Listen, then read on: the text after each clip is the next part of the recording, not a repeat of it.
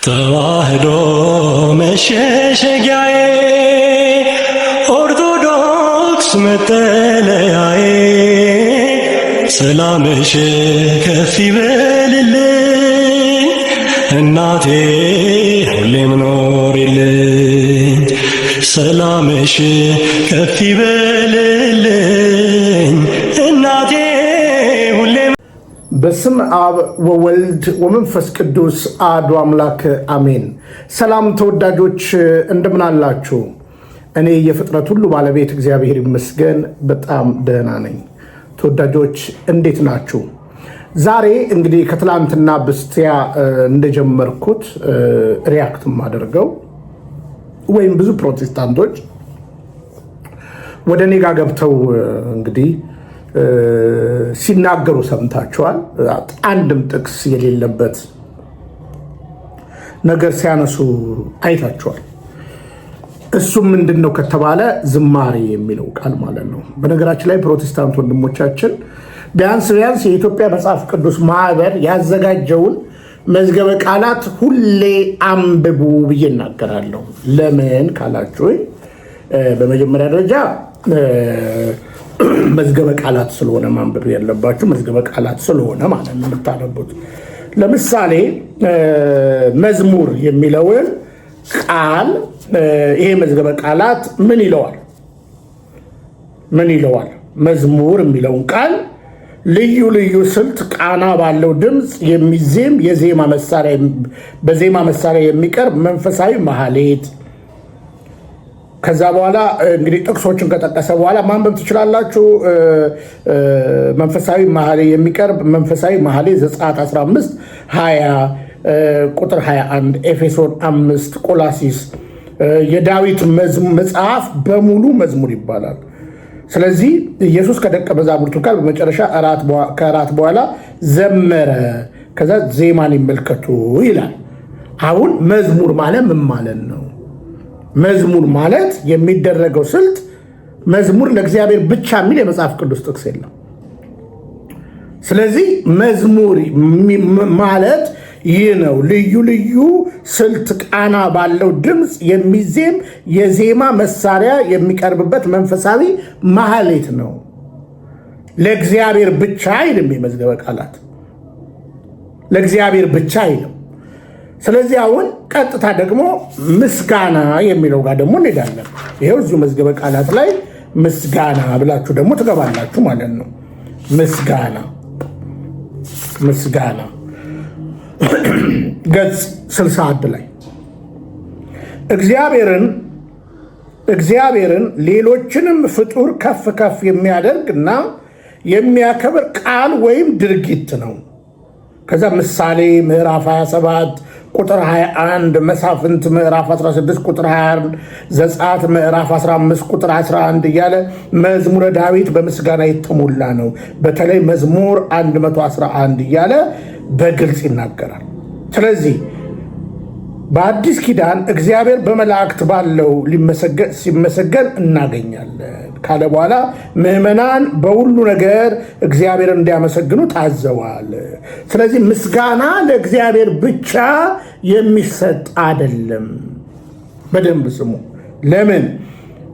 እግዚአብሔርንና ሌሎች ፍጡራንን ከፍ የሚያደርግ የሚያከብር ቃል ወይም ድርጊት ነው። ከዛ ቅኔ የሚለውንም እንደዚሁ ፈልትሹ።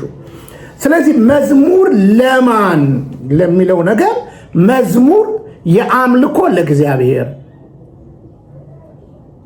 በጸጋቸው በክብራቸው ደግሞ ለሚገባቸው መዝሙር ማቅረብ ኃጢአት አይደለም። ለእግዚአብሔር ብቻ የሚል መዝሙር የለም። ለእግዚአብሔር ብቻ የሚል የለም። ስለዚህ እኛ ቅዱሳንን እማምላክ ወላዲተ አምላክን መላእክቱን ስንዘምርላቸው እያመለክናቸው አይደለም። ለምሳሌ ሲንፈትሻችሁ ቃሉ ይግዛንና ዘዳግም ምዕራፍ 33 ቁጥር 29 ላይ እስራኤል ሆይ ምስጉን ነህ፣ በእግዚአብሔር የዳነ ሕዝብ እንዳንተ ማን ነው? እርሱ የረድኤት ጋሻ የከፍተኛነት ሰይፍ ነው። ጠላቶችም ይገዙልሃል፣ አንተም ከፍታቸውን ትረግጣለህ። እንግዲህ እስራኤል ሆይ ምስጉን ነህ የተባለው የተመሰገነው ማን ነው? እስራኤል ማን ነው? የእስራኤል ሕዝብ ማን? ስለዚህ እስራኤል ሆይ ምስጉን ነህ፣ በእግዚአብሔር የዳነ አያችሁ፣ በእግዚአብሔር የዳነ ሕዝብ እንዳንተ ማን ነው? እርሱ የረድኤትህ ጋሻ የከፍተኛነትህ ሰይፍ ነው። ጠላቶችም ይገዙልሃል፣ አንተም ከፍታቸውን ትረግጣለህ። ምስጉን ነው እያለ አባታችን ሙሴ ስለ እስራኤል ተናግሯል። ቀጥሎስ ኢዮብ ራሱ ኢዮብ አባታችን ኢዮብ እነሆ እግዚአብሔር የሚገስጸው ሰው ምስጉን ነው። ስለዚህ ሁሉን የሚችለውን የአምላክን ተግሳጽ አትናቅ። እግዚአብሔር የሚገስጸው ሰው ምስጉን ነው። እረ ያ ብቻ አይደለም። መዝሙር 1 ላይ ምስጉን ነው በክፉዎች ምክር ያልሄደ፣ በኃጢአተኞች መንገድ ያልቆመ፣ በዋዘኞች ወንበር ያልተቀመጠ። ስለዚህ መዝሙር ለእግዚአብሔር ብቻ የሚል ትምህርት የለም። ልክ እንደ ስግደቱ ማለት ነው። ስግደት ለእግዚአብሔር ብቻ የሚል የለም። ለእግዚአብሔር ብቻ የሚቀርበው አንድ ነው፣ አምልኮ። አምልኮ ለእግዚአብሔር ብቻ። ጭብጨባ ለእግዚአብሔር ብቻ የሚል የለም። በነገራችን ላይ ጭብጨባ ክብር ለሚገባቸውም እናጨበጭባለን። ለእግዚአብሔር የምናደርገው ነገር አምልኮ ነው። ስለዚህ በሌለ ጥቅስ አትደናገሩ። ክብር ለሚገባቸው ክብር እንሰጣለን። ደግሞ እጥፍ ክብር የሚገባቸዋል ተብሏል። በክርስቶስ ሆነው ላረፉ እንደሰሩት ገድል ታሪካቸው ሲጻፍ ሐዋርያው ቅዱስ ጳውሎስ እንዳልተርክላችሁ ጊዜ ያጥረኛል አለ። ስለዚህ መዝሙር ለእግዚአብሔር ብቻ የሚል ጥቅስ ሲለጥፉልኝ እዚህ ፕሮቴስታንት ወንድሞቻችን በንጹህ ሕሊና ነው የምነግራችሁ። መዝሙር ለእግዚአብሔር ብቻ የሚል ለጥፉልኝ። ምስጋና ለእግዚአብሔር ብቻ የሚል ለጥፉልኝ። ክብር ለእግዚአብሔር ብቻ የሚል ለጥፉልን። እኛ ግን አንድ ነገር እንለጥፍላችኋለን። አምልኮ ለእግዚአብሔር ብቻ የሚል እንለጥፍላችኋለን። ስግደት ለእግዚአብሔር ብቻ የሚል እስኪለጥፉልን። አያችሁ፣ ከፍሎ ማመን ነው የምንለው ለዛ ነው። ከዛ በተረፈ ለቅዱሳኑ ለማምላክ ለመላእክቱ ስንዘምር ያመለክናቸው የሚመስላችሁ ሰዎች ተሳስታችኋል። እሱን ቤተ ክርስቲያን ታቀበታለች፣ እኛም እናውቃለን። እንደዛማ ከሆነ 365 ቀን እንግዲህ 5ቱን ቀን አንስተን የሕማማቱን 360 ቀን የሚፈተተው የቅዱሳኑ ስጋና ደም ነው ልትሉን ነው ማለት ነው። አያችሁ፣ 360 ቀን የሚፈተተው የጌታችንና የመድኃኒታችን የኢየሱስ ክርስቶስ ስጋና ደም ነው። ስለዚህ በጣም በጥንቃቄ ማየት አለባችሁ። እንደዚህ አይነት ቻሌንጆችን አቀርባለሁ። ክብር ለሚገባቸው ክብር ስጥ፣ እናትና አባትን አክብር፣ ቃለ እግዚአብሔር መመርመር። ስለዚህ ብቻ ቤተክርስቲያን አልተሳሳተችም እና እውነታውን እንድትረዱ በፍጹም ትህትና ጠይቃለሁ። እንግዲህ ከትላንት ወዲያ ወይም ከዛ በፊት በጀመርኳቸው ሀሳቦች ዙሪያ እመለሳለሁ። ስለ ገስት ሃውሱ በነገራችን ላይ ስልክ ቁጥሩ የተጻፈው ሰው ደውሎልኝ ነበረ። እሱም እንደማያውቅ ቪዲዮ እንደተሰራ ብዙ ነገር ተነጋግረናል። ይህን ጉዳይ እንግዲህ ወደ ቦሌ መድኃኔዓለም እና ወደ ቦሌ ሚካኤል ከአባቶች ጋር ለመነጋገር እዛ ከውጭ የሚመጡትን እዛ ለማሳረፍ እንደዛ ብትሞክር የሚል በጥሩ ሁኔታ ተወያይተናል። ሸቃዮችን ግን እንቀጥልባቸዋለን ማለት ነው። የካዱትን የሚያጭበረብሩትን እንቀጥላለን። እንግዲህ ይህንን የመዝሙር ሀሳብ ስናነሳ አንድ ነገር አብረን ማንሳት አለብን። ዛሬ አንዳንድ ጊዜ ምንም ባናምነው ጉግልን የተለያዩ መካኒዝሞችን ግን አንድ ነገር በዚህ በመዝሙር ዙሪያ የሚያሰጋን እየተደረገ ያለው ያልጠራ መንፍቅና ያልጠራ ፕሮቴስታንቲዝም የሆነው የፍኖተ ጽድቅ ጉዳይ ነው። የፍኖተ ጽድቅ ጉዳይ እንደምታውቁት አልጠራም። እንግዲህ አሁን ለሶስተኛ ጊዜ ነው እሱም ተናግሯል። ለማንም አልዘምርም ብሏል። ከእግዚአብሔር ውጭ ለማንም መዝሙር አልዘምርም ብሏል አቶ ጸጋዬ ማለት ነው። ስለዚህ ስራውን ቀጥሏል። አሁን ደግሞ የሚመች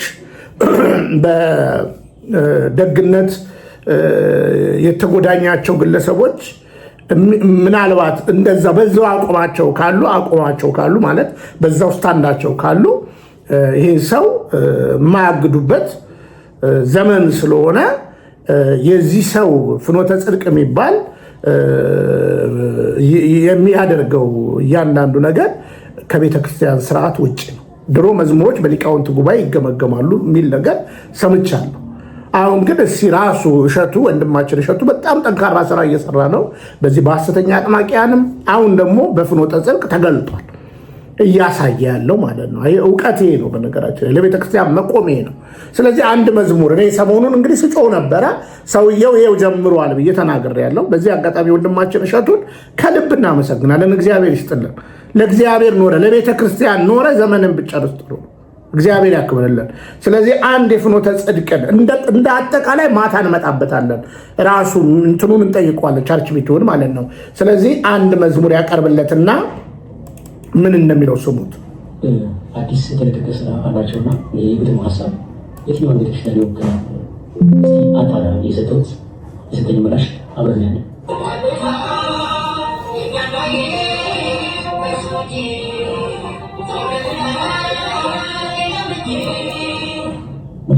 ግጥሙን በኖቱ ላይ እዚህ ጋር በያያል ግጥሙ ለብቻው ኮፒ ያደርኩት ከዛ በኋላ እዚህ ጀምና መጥቼ ግጥሙ ሰጠሁት ማለት ነው። ጽሁፉን የምትራሳችሁ ካሜራውን አዙሬ ላሳያችሁ። ሰላም። ይሄ ያቀረብከው የመዝሙር ግጥም በግልጽ የሚያንጸባርቀው የፕሮቴስታንት ወንጌላዊት ቤተክርስቲያን አስተምህሮ ነው። በመዝሙሩ ላይ እኛም ከሱ ዞር ብሎ ሌላ ማናይ ነን ይላል። ማብራሪያ። የፕሮቴስታንት አስተምህሮ ማዳንም ሆነ አምልኮ በኢየሱስ ክርስቶስ ብቻ መሆኑን አጥብቆ ያስተምራል። በመዝሙሩ ላይ ከእርሱ ዞር ብለን ሌላ ምንም አናይም ማለትም የቅዱሳንን የመላእክትን ወይም የማርያምን ምልጃና ተራዳኢነት ኢንተርሴሽን ኦፍ ሴንትስ ላለመቀበል የሚዘመር መዝሙር መሆኑን ያሳያል። ሁለተኛ፣ በመዝሙሩ ላይ አልደገፍም በሰው ትከሻ ከንቱ ነውና የማይሆን መሸሻ ይላል። ማብራሪያው በፕሮቴስታንት አማኞች ዘንድ በሰው ትከሻ አልደገፍም የሚለው አገላለጽ ሌሎች አማራጭ ቅዱሳንን በስጋ የነበሩትን ትተን መሸሸጊያችንና መታመኛችን ክርስቶስ ብቻ መሆን አለበት ለማለት የሚጠቀሙበት ነው። በመዝሙሩ ላይ ፊተኛው ኪዳን ነቀፋ ባይኖረው ለሁለተኛው ስፍራ ባላስፈለገ ይላል። ይህ ቀጥታ ከዕብራውያን 8:7 የተወሰደ ቃል ነው። የፕሮቴስታንት አስተምህሮ አዲሱ ኪዳን የክርስቶስ ሞትና ትንሣኤ የብሉይ ኪዳን ስርዓቶች ለምሳሌ እንደ ታቦት፣ መስዋዕት የመሳሰሉትን ሙሉ በሙሉ እንደሻረ ያስተምራል። በኢትዮጵያ ኦርቶዶክስ ተዋሕዶ ቤተክርስቲያን ግን የብሉይ ኪዳን ስርዓቶችን በተለይም ታቦትን በአዲስ ኪዳን መንፈሳዊ ትርጉም ሰጥታ ታስቀጥላለች። ይህ የመዝሙር ሰሚ ብሉይ ኪዳናዊ ትስስሮችን በመተቸት አዲሱ ኪዳን ኢየሱስ ብቻ ይበቃል ለማለት የቀረበ ነው። የመዝሙሩ አገባብና ቃላት አጠቃቀም ወይም ተርሚኖሎጂ ንብረት ሆን የአንድ ጌታ ኢየሱስን ዋናችንና በዋጋ ተገዝታችኋልና የሚሉት አረቦች በኢትዮጵያ ፕሮቴስታንት አብያተ ክርስቲያናት ውስጥ በስፋት የሚዘወተሩና የሚታወቁ የቃላት አጠቃቀሞች ናቸው። በማጠቃለል መዝሙሩ መዳን፣ መታመንና መገዛት ለኢየሱስ ክርስቶስ ብቻ ነው፣ ሌላ አማራጭ ወይም የብሉይ ኪዳን ስርዓት አያስፈልገንም የሚለውን መሰረታዊ የፕሮቴስታንት እምነትን በግልጽ የሚያንጸባርቅ ነው። እናመሰግናለን ወንድማችን እሸቱ። እንግዲህ እንዳያችሁት ነው። ስለዚህ በግልጽ እንደዚህ እንደ አጠቃላይ ደግሞ ተቋሙን እናየዋለን ማታ። ይሄ ነው ንቁ። ከዛ በተረፈ እኮ ሰው እኮ መብቱ እኮ ነው። በነገራችን ላይ ኢየሱስ ብቻ ማለት መብቱ ነው። ለምን እዚች ቤተክርስቲያን ላይ ተጣብቆ እንዳይነው ቁማር መጫወት አይገባኝም። ዳሩ ያው እንደምታውቁት ነው። በዚች ቤተክርስቲያን መጽሐፍ ቅዱስ አድላለሁ እንዲያደርጋለሁ ተብሎ ከትልልቅ ከጀርመን ከተለያዩ እንትኖች ጋር ግንኙነት ስላላቸው የሀብት ምንጫቸውም ያው ግልጽ ስለሚታወቅ እውነት ለመናገር እች ቤተክርስቲያን መጠቀሚያቸው ስለሆነች ተጣብቀው ነው ንግዳቸውን የሚያቀጣጥሉትና ሰሞኑን ነግሬያቸዋለሁ። ሙሉ ቻናሉ ላይ የተጫኑ መዝሙሮች በፍጹም የቅዱሳንን መዝሙር የማምላክ ወላዲተ አምላክ አልቀበልም ብሎ እንግዲህ ከዚህ በኋላ ለማስመሰል ሊጭናቸው ይችላል። ግን እስካሁን እንዳልጫና አውቃለሁ። እና ትውልድ ንቃ እያልን ነው። በቃ ኢየሱስ ብቻ ካልክ የትኛው ኢየሱስ በስሜ ይመጣሉ ብሏል ቤተክርስቲያን። ለዚህ ነው ሚስጥረ ሥላሴ፣ ሚስጥረ ሥጋዌ፣ ሚስጥረ ጥምቀት፣ ሚስጥረ ቁርባን፣ ሚስጥረ ትንሣኤ ሙታን ብላ ዶግሟን በጽብ ያስቀመጠች። ስለዚህ ዝማሬ ለእግዚአብሔር ብቻ የሚል የለም። እውነትን እውነት በሉ። ዘመርን ማለት አመለክን ማለት አይደለም። እኛ ለማምላክ ወላዲተ አምላክ የምንሰዋው ምንም ነገር የለንም። የሚሰዋው በቤተክርስቲያናችን የጌታ ስጋና ደም ብቻ ነው የሚፈተተው። እና ትውልድ ንቃ እያልን ነው።